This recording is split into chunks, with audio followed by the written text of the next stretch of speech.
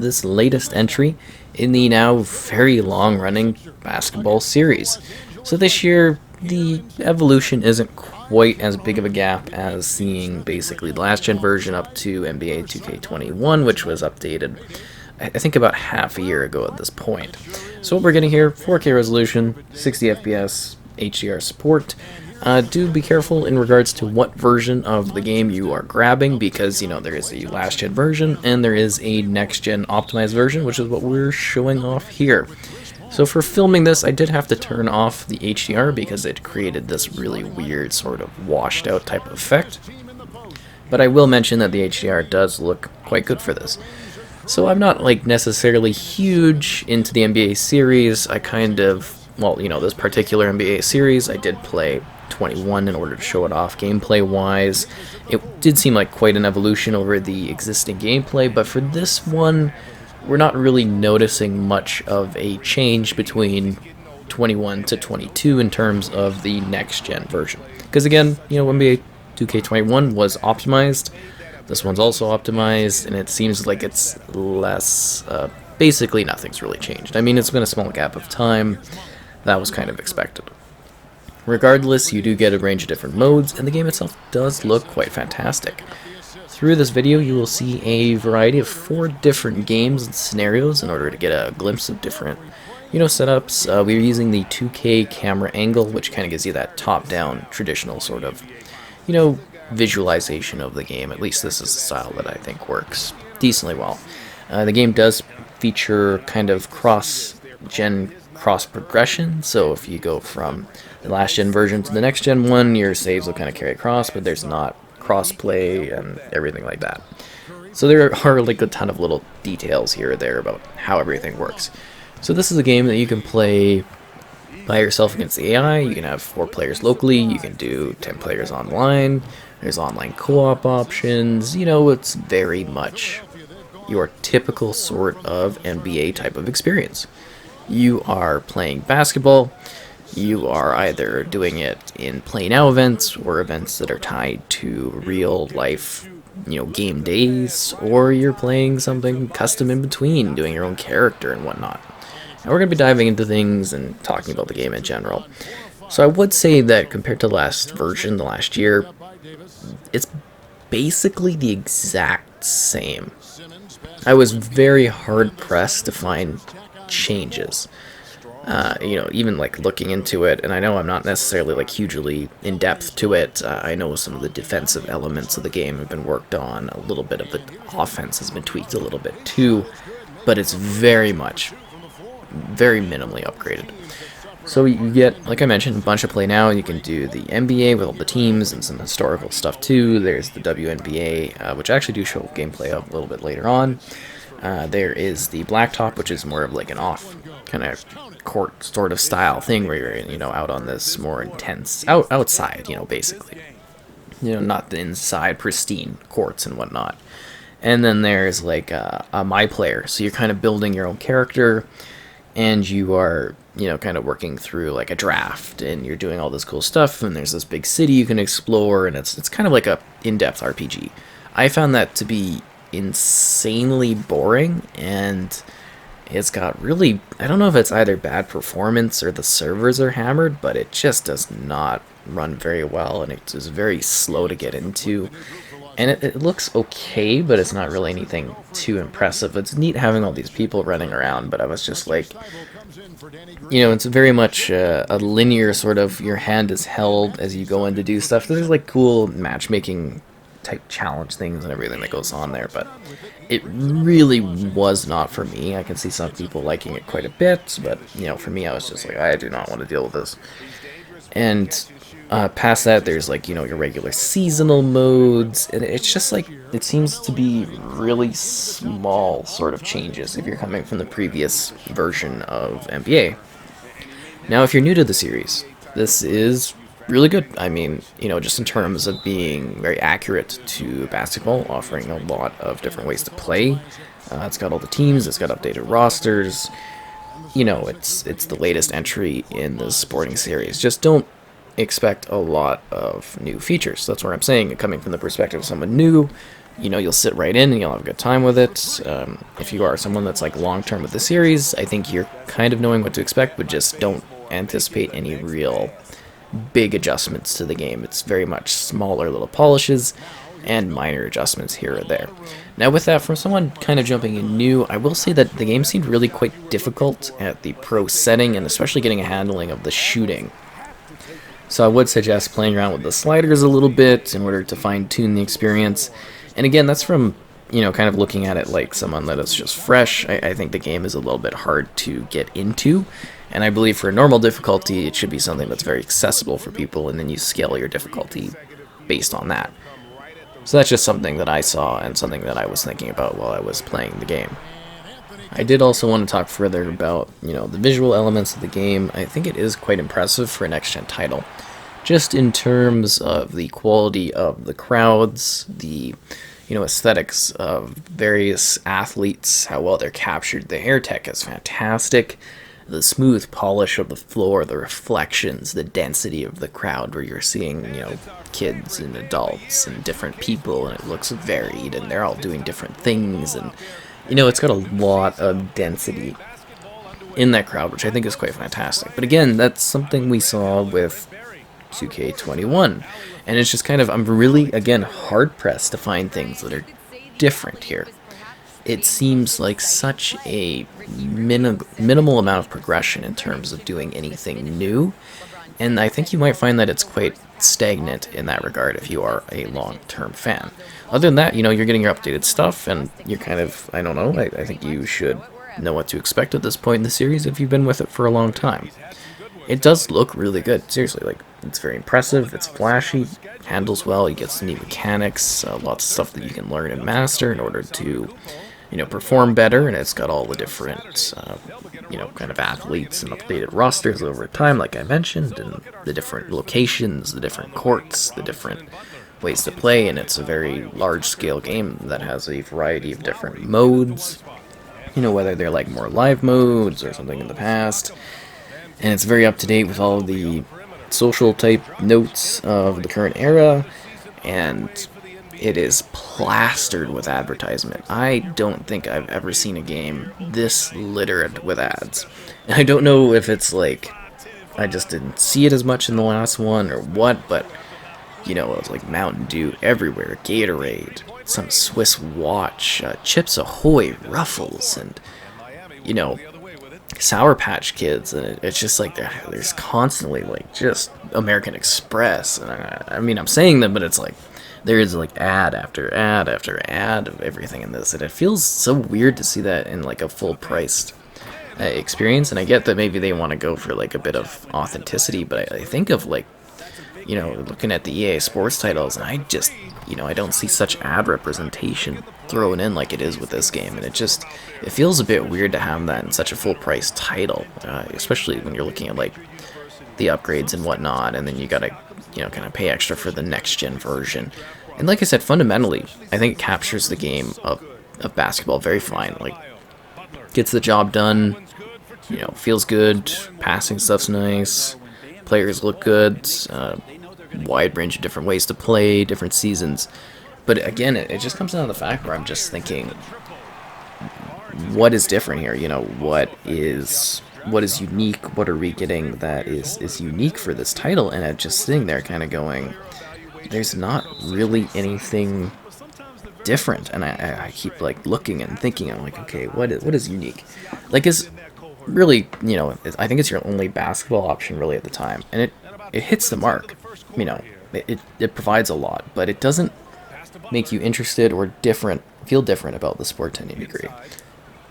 It doesn't feel like it really, I don't know, does anything different. It's basically the exact same thing.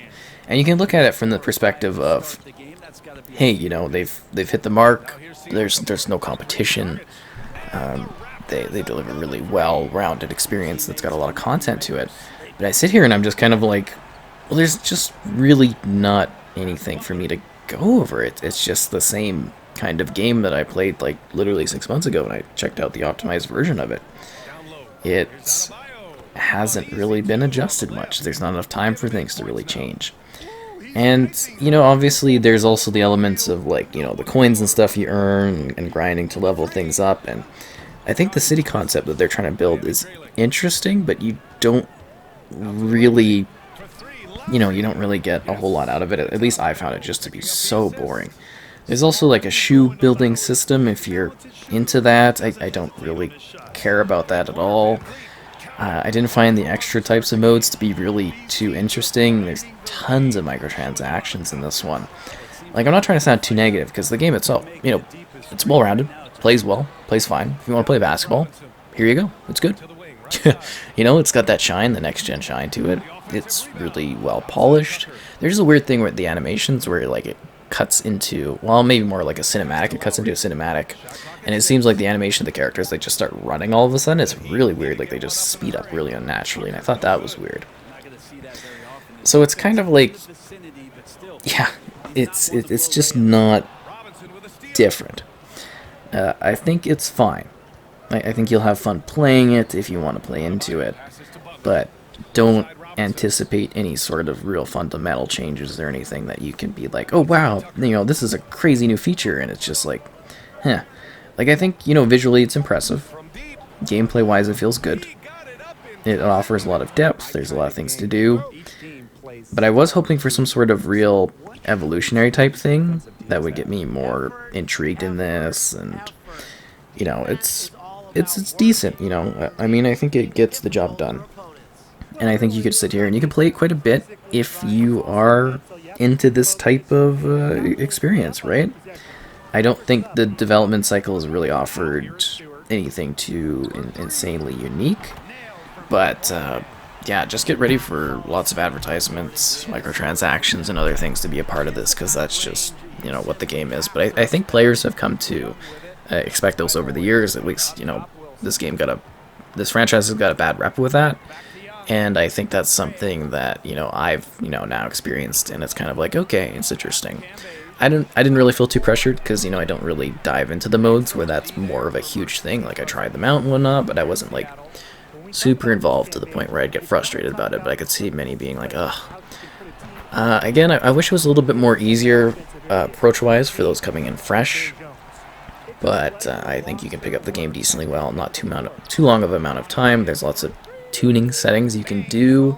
I wish you could turn off the NBA Live, or the 2K Live kind of things. I didn't really care for that. Whatever that was playing, it was like videos playing in the menu. I was like, what is this? And that's really about all I have to say about this game. I have more gameplay if you want to just continue taking a look at how the game's running on the Series X. I mean, it's running fine. It's looking good. Lots of camera angles, lots of different ways to see the presentation.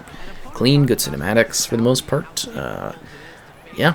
It just offers a lot, but yet at the same time it feels like such a minimal change over what I had just recently played. So keep that in mind. Based on where you're coming from will determine where you will see value in this. And again, for the hardcore crowd, you're probably going to grab it. There's nothing inherently too, wrong that causes issues this time, I wouldn't say. If you're new, there's a lot of basketball to enjoy. If you're somewhere in the middle, you're probably not going to necessarily be grabbed 100% by this. But it is, in all cases, a fine experience. Wilson. It's good, and she makes her first shot of the game. When Wilson gets the rock down low, it's almost automatic. So effective close in. Jacks up a three, and the Storm another three. Now they're setting the tone early with their three-point shooting. Yeah, that's 5 3-pointers made already in just the first quarter. I mean, they're off to one heck of a start. Williams. Outside Young. Gray up top from deep. And the aces, another three. What focus from Gray, a point guard by trade and maybe in the scorebook. She can also score without the basketball. Got that one up quick. Last 5 makes, all 5 from long range. And the defense hasn't pressed up to deny it. They're hanging back, and they're getting picked apart. Pressure the ball, pressure the man, pressure something. Wilson no good. Seattle in the lead. Three-pointer, Brianna Stewart. Wilson pulls it down. Gray with it. And Russell picks her up defensively. To the middle. Here's Cambage. Lays it up and in off the pretty assist. Off to a strong start offensively. She's got the touch. Bird, great defending. Puts it up from 7. It's hauled in by the Aces.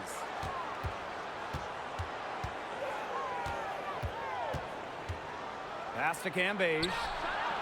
Good, and it's Chelsea Gray who picks up the assist. It's a new part of her game. After 0 threes made during her first 2 stints in the WNBA, Cambage has added the ability to knock one down every now and then. The rapid-fire threes coming from everywhere. I wasn't sure they should try to get the 3 right back like that, but hey, we're...